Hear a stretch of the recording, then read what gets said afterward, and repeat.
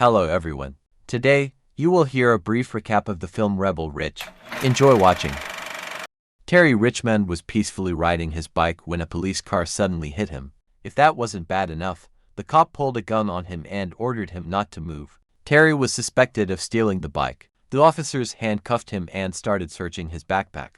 Officer Marston pulled out a suspicious package and then placed Terry in the car. The package contained stacks of cash over $36,000. The cops suspected it was drug money. In reality, Terry was planning to use $10,000 for his brother's bail and the rest to buy a pickup truck. The police agreed to release Terry, but with one condition: we're keeping the money. We believe it was earned through drug sales. Terry tried to explain that he had sold his share of a restaurant to get the cash. He hadn't broken any laws, but the cops refused to listen. Now, Terry would have to appear in court. If he didn't, he would be arrested. If he ignored the summons, the money would stay with the police. The officers removed the handcuffs and wished Terry a good day. Finally, Terry arrived at the courthouse, but instead of the money, he had a confiscation receipt. This meant his cousin would be transferred to state prison. A lawyer named Summer McBride offered to help. She explained that the confiscation was legal. All they needed was suspicion of dealing illegal substances. And, surprisingly, the police chief could keep the entire sum for himself as some kind of contribution. But is there any way to get it back? Terry asked. Summer told him he could take the case to court, but hiring a lawyer would cost him twice as much. Terry shared that his brother Michael had once testified against a crime boss, so he couldn't be sent to state prison. They would kill him immediately. In this situation, the only thing Terry could do was quickly find another $10,000. He turned to his former boss, who promised to send the money via bank transfer. Terry didn't have a single acquaintance in the city, so he had to spend the night in the woods. The next morning, he went to the police station and filed a report. As he described the cops, Officer Sims abruptly left her desk and brought in one of the officers. Officer Lan threw Terry's ID at him and ordered him to leave, threatening to arrest him for making false accusations. Police Chief Sandy Burns stepped in. He claimed the arrest had been lawful and that Terry had been treated with respect. "Now, would you be so kind as to turn off your recorder and leave my station?" Burns said. Terry pleaded for at least $10,000 for the bail and offered to forget the remaining $26,000. The chief liked the idea and even allowed Terry to meet his cousin the next day. Terry had to spend another night in the woods. The next morning, he found out that Burn had tricked him. The bus with the prisoners had already left. When he returned to the station, Terry rode through the woods, trying to cut the bus off, and managed to catch up to it. While riding alongside, he begged Michael to request a delay because everyone now knew who he was and that he was in danger. Unfortunately, Terry's former boss couldn't help him anymore. The police had raided the restaurant under the pretense of searching for drugs and confiscated the safe with the earnings. Terry went back to Summer for help, but she was also pressured and didn't want to lose her job. Summer had to operate in secret. She discovered that something was off. Michael's bail was set way too high, and his hearing was delayed for 90 days. There were many similar cases, and Summer planned to keep investigating. Even though she was now being watched, she was taking a big risk. The cops learned that Terry had served in the Marines but believed he had no combat experience. The chief felt a little more relaxed, but the persistent ex-soldiers soon arrived at the station again. Byrne was infuriated that Terry had the audacity to negotiate and make demands in his station. "What did you even do? Fix cars?" Byrne mocked. Terry calmly replied, "No, I was in the Marines, but they found domestic duties for me." Terry then made it clear that he had cornered them and would have to take a different approach now. Meanwhile, Officer Sims uncovered that Terry had been an instructor and a close combat specialist. Byrne drew his gun, but Terry easily disarmed him and unloaded the weapon, pretending to take the chief hostage. Terry also disarmed Lan and led them both into the police station. He tore out the phone cord and ordered the hostages to sit on the floor. Sims handed over her gun and handcuffed her colleagues. Terry then sent Sims to the evidence locker to retrieve his money. Outside, armed rednecks gathered around the building, so Terry instructed Sims to make it look like she was arresting him. She put him in the patrol car and signaled to another officer that everything was under control. Terry gave Sims her gun back and rode off on his bicycle. Finally, he reached the courthouse and posted bail for Michael. Terry shared his plan with Summer. He intended to surrender and go to prison with his brother. Just then, a SWAT team stormed the building. They ordered Terry to kneel and immediately tased him. Medics examined Terry, and the police brought him back to the station. Chief Byrne got into the car with him and admitted he wouldn't have messed with Terry if he had known who he was. The ex-soldier remembered seeing a stash of cash and weapons in their storage facility. Byrne explained that poor funding forced the police to find their own ways to make money. The car stopped at the hospital, where Byrne threw the remaining $26,000 on the ground, removed Terry's handcuffs, and told him that Michael had been attacked in jail and severely injured. Byrne gave Terry a choice: take the money and leave, or face 30 years in prison. There won't be a second chance, Byrne warned.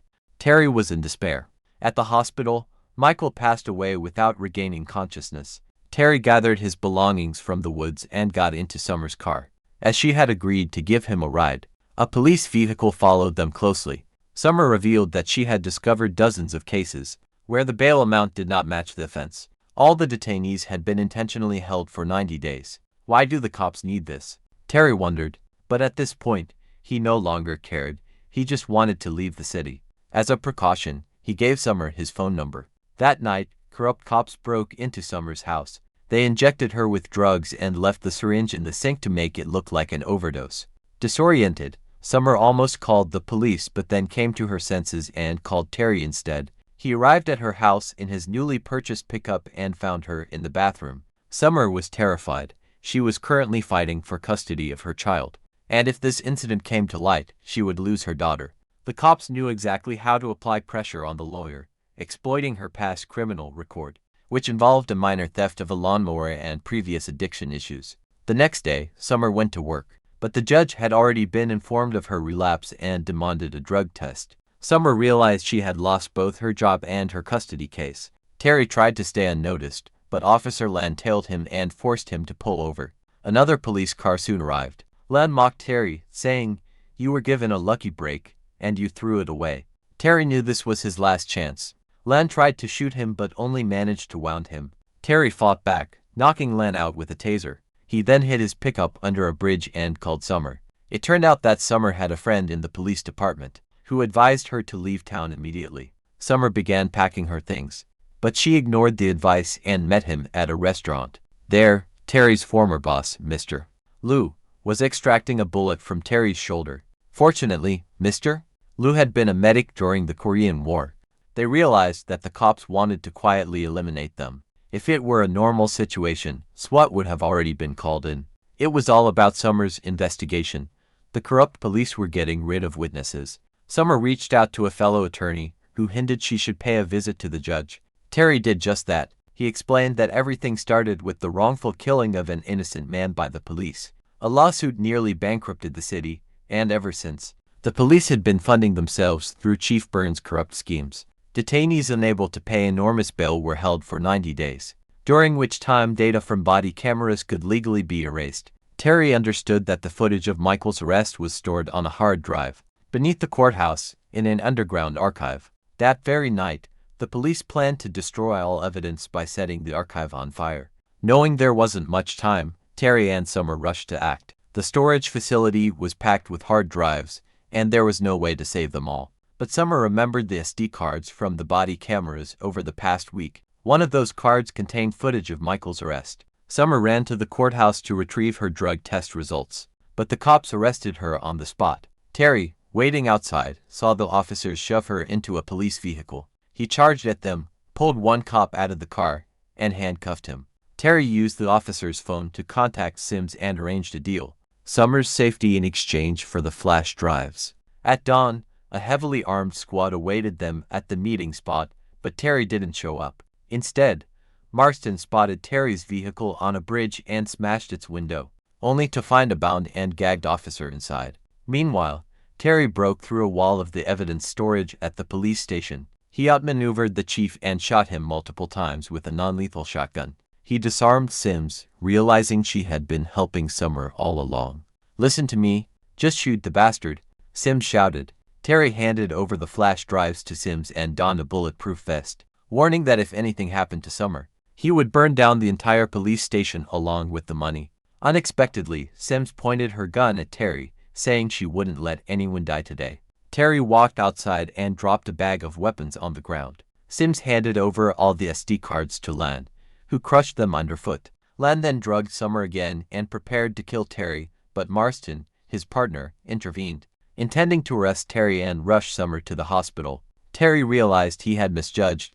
Marston was Summer's true ally, not Sims. But Marston was then shot in the leg by Chief Byrne, losing a lot of blood. The cops argued about whether to call an ambulance. During the chaos, Terry dragged Marston to safety behind a car. Sims ultimately decided not to shoot Terry. The ex-Marine threw flashbang grenades at the officers, and Marston advised him to retrieve the dashcam footage from a police car. The video would show that Chief Byrne had shot him. Terry filled the parking lot with smoke and began fighting the officers hand-to-hand, taking down everyone in his path. He attacked Lan with brutal precision, breaking his elbow. Terry found the police vehicle with Summer inside, and administered the antidote to save her from the overdose. He put Marston in the car and prepared to flee the scene, but Lan, now recovering, clung to the vehicle. Summer, finally conscious, managed to knock Lan off. The next step was to deliver the dashcam footage to someone trustworthy, but the car's tire was punctured, and they couldn't outrun their pursuers. Sims and Chief Byrne planned a maneuver to stop the escape, but instead, Sims ran Byrne's car, wrecking his vehicle. The other officers, seeing that one of their own was injured, refrained from attacking and let Terry drive to the hospital unharmed. Sims pointed her gun at Byrne, making it clear that she was done taking his orders. Terry carried Summer into the hospital, then grabbed a fire axe to retrieve the dashcam footage from the trunk. All that remained was to wait for the honest cops and hand over the evidence.